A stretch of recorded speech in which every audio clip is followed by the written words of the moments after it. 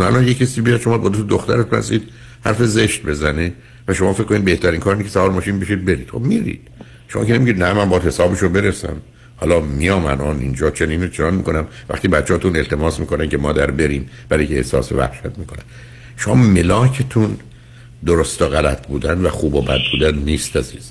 ملاکتون حل مسئله است. من همیشه عرض کردم اگر بخواید اختلاف زناشویی رو ببرید حتما زندگی زناشویی رو باختید، اگر نه همه زندگیتون. اختلاف زناشویی رو هرگز نباید برد. اختلاف زناشویی رو باید حل کرد و خیلی از اوقات این حل کردن به درستی از صحنه بیرون رفتن و پذیرفتن یه موضوعی است، ولی آگاهانه. یعنی اینا مسئله اساسی هستند عزیز. و من نگاه شما رو درست نمیدونم.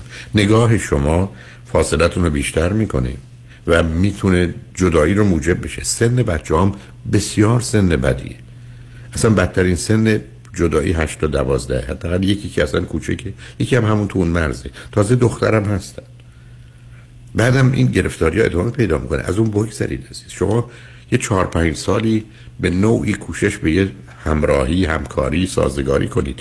اون چیزی که ایشون میخوان رو بهشون بدید.